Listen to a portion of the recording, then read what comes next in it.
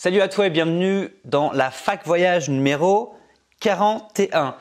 Donc la Fac Voyage, c'est l'émission dans laquelle je réponds à toutes tes questions en vidéo sur YouTube sur le voyage et la vie à l'étranger. Donc si tu as des questions à me poser, il y a un lien juste en bas de YouTube. Alors aujourd'hui, on a une question de MJO qui me demande: comment fais-tu pour la santé au cours de tes voyages? As-tu une assurance s'il t'arrive quelque chose? Merci de ta question MJO. Je ne sais pas si c'est pour Marie-Jo, je ne sais pas, ton pseudo. Alors, la santé, c'est super important en voyage. C'est un truc qu'on néglige parfois et qu'il faut vraiment prendre en compte parce que ça peut être un budget plus ou moins conséquent. Donc, comment je fais pour ma santé durant les voyages? Bon, déjà, conseil de base, il faut essayer de faire gaffe en voyage.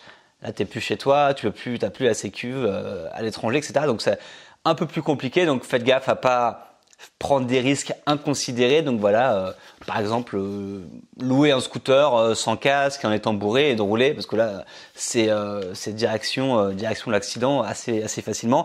Donc voilà, pas de prendre de risques inconsidérés. Donc ça, c'est vraiment important. Faites gaffe à tout ce que vous mangez, ce que vous buvez. Donc voilà, est-ce que l'eau est potable et pas potable? Est-ce qu'il faut mieux acheter de l'eau en bouteille? Attention à la bouffe, dans quel type d'endroit vous allez, est-ce que c'est safe ou pas safe? Donc voilà, il faut faire attention à tout ça parce que c'est des trucs de base, mais beaucoup de maladies arrivent parce que vous buvez, ce que vous mangez. Et puis après, voilà, toujours rester actif, faire du sport, etc.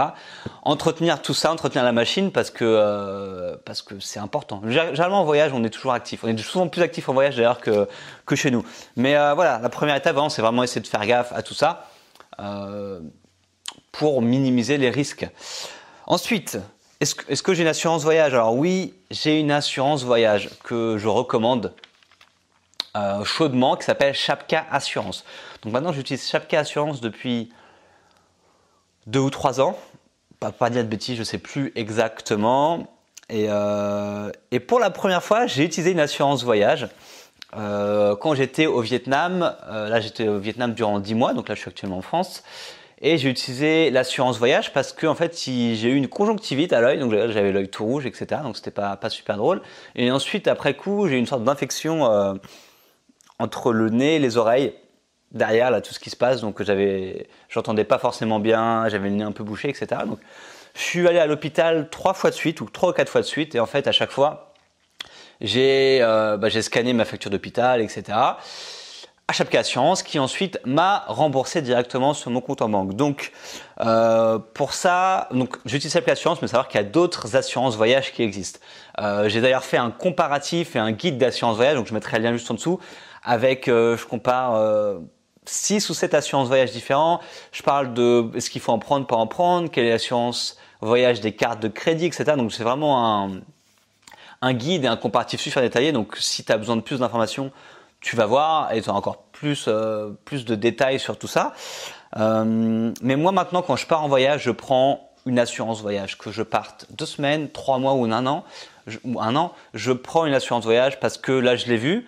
Ce que j'ai eu, c'était assez bénin en soi, mais ça aurait pu être beaucoup plus grave et ça aurait pu me coûter beaucoup plus cher. Donc là, pour le coup, Chapka Assurance ou n'importe quelle assurance, voilà, selon les règles de chacune d'entre elles, vous serez remboursé si vous avez un accident en voyage. Donc ça, je le conseille vraiment. Et après, quand je reviens en France, j'ai la sécurité sociale en France, comme tout le monde, donc ce qui couvre pas mal de choses. Après, comme je suis assez peu en France, j'ai pas de mutuelle santé, donc ça c'est un risque personnel. Chacun prend une mutuelle ou prend pas de mutuelle aussi selon le budget. Moi, comme je suis en France, on va dire 2 mois maximum dans l'année, je le prends pas. Mais quand je suis en voyage, je prends une assurance voyage qui me couvre vraiment pour un maximum de choses. Et un truc que j'aime bien, c'est qu'à l'étranger, souvent les coûts des soins sont souvent moins chers. Ça, c'est un truc à prendre en compte. Par exemple, au Vietnam, quand j'allais chez le dentiste, j'ai payé 11 ou 12 euros le dentiste. Et quand je suis allé voir une dermatologue, ça m'avait coûté 3 ou 4 euros. C'est vrai, c'était une dermatologue, une vraie dermatologue. C'est juste que voilà, le cabinet était un petit peu à l'arrache. Mais au moins, ce qui était bien, c'est que je prenais pas de rendez-vous. J'y allais, elle me prenait au bout de entre 10 minutes et 30 minutes. Je suis allé 2 fois. Ça me coûtait vraiment pas cher. Donc après, j'ai acheté mes médicaments, etc. Donc parfois, dans les pays étrangers, ça vaut plus le coup de se faire soigner parfois dans les pays étrangers qu'en France. selon le médecin et les coûts engendrés. Voilà, je sais qu'en France, pour aller voir un dermato, c'est pour avoir un dermato avec les tarifs raisonnables, parce qu'il y a plusieurs tarifs selon les secteurs, etc. Faut attendre au minimum 3 mois. Donc et c'est remboursé à un pourcentage. Enfin bon, parfois c'est mieux, parfois c'est moins bien, mais en tout cas, prenez une assurance voyage si vous partez.